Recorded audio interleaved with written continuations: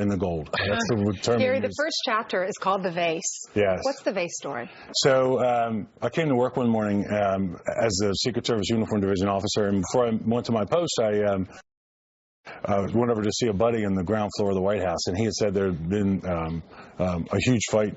The first family, Mr. and Mrs. Clinton, had a huge fight upstairs. And I know this sounds like silly, like you were eavesdropping, but you have to put yourself in that position. The White House is huge, it's old, you know, the sound travels right down the stairwells and the elevator shafts. So anyway, he said during the fight there was a crash, and when it was investigated, they found a blue vase. Now, this has been reported before as a lamp, but that's not true. I saw the vase, because after he told me the story, knowing how the White House worked, I walked right down to the curator's office, which was a couple doors down, opened the door and looked in, and there I saw a crushed, broken blue vase in a cardboard box. In the archives room? In the curator's office, yes, ma'am. So then when you saw the president... Yeah, so later on, the next time I saw the president over at the Oval Office when he came in, he had a mark under his eye.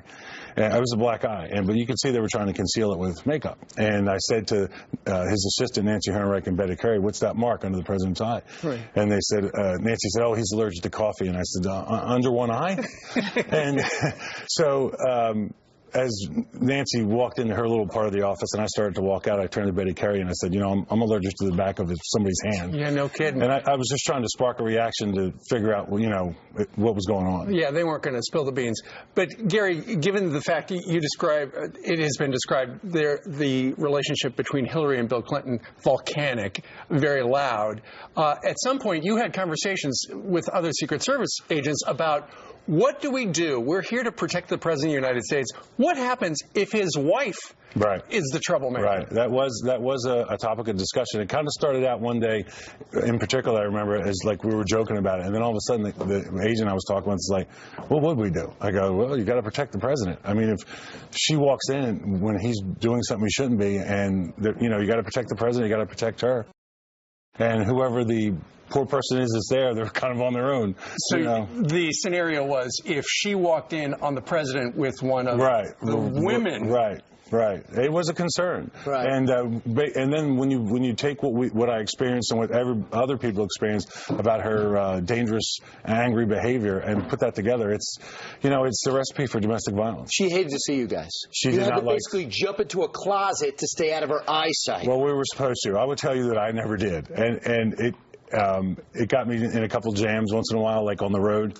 But yes, there was this guideline that she didn't want to see people. And here's an example. Check out this quote from your book. She said, "Once threw a Bible at an agent on her detail, hitting him in the back of the head. Assignment to her detail was a form of punishment handed down by passive, aggressive middle management. When her detail passed, Mrs. Clinton expected everyone to just disappear. She didn't want to see anyone in the White House halls. If the whole place were the personal executive mansion, it was insulting." She hated uniforms. Yeah, yes. You were giving up your life, or could be potentially giving up your life to protect her. Right. My experience with them is they don't like the military and they don't like law enforcement. And my personal feeling, based on what I saw, is she does not like men. Sure. So, what about the Lewinsky affair and what you did to short-circuit it, and she overcame it, and they were unbelievably sloppy about it? I tried to help them when I could. When it was clear to me that Monica Lewinsky was trying to put herself in the president's path all the time, I went to Evelyn Lieberman, and I asked her to take some steps to have her removed. And she understood what I was saying. And I actually said to Evelyn, look, if I'm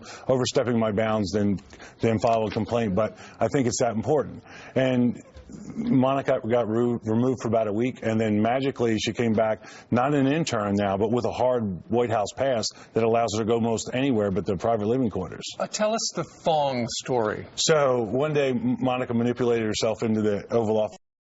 She walked by my post, and President Clinton was actually in George Stephanopoulos' office, which was just past his dining room. And he was conferring with George, and he stepped out in the hallway, and he saw Monica coming down the hallway. And they had, a few words, hi, how are you, pleasantries. And I was standing there, and by this time, I had been trying to usher Monica out, So anyway, as they were talking, I closed the gap a little bit, and she could see me coming, so she started walking away. And as she walked past, she had this dress on, and she looked back and made sure the president was looking at her, and she flipped up the dress and showed him her blue thong. I felt like I was at It was just bizarre. It was People are like a asking- nightclub. Like you're in Cancun or something. Yeah, it People was- are asking why you're doing this, why you're telling So so I'm much. telling my story because I want the truth to come out. You know, I have to look my kids in the face like everybody else.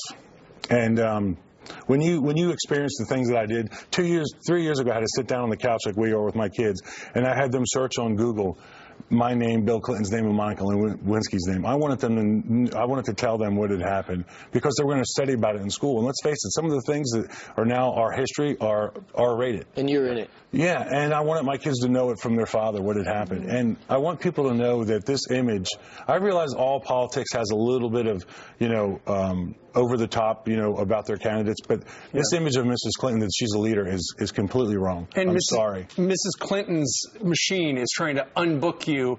CNN's Yes. already unbooked you. Yes. None of the networks will touch you. You Yes. just mentioned George Stephanopoulos. You think they're going to tell Right. that story on GMA? No, and the funny thing is when people come out, like this retired Secret Service Association comes out and says, I never had access. All you have to do is go ask George Stephanopoulos. I stood right outside his door for years. Yeah. I was friends with his assistants.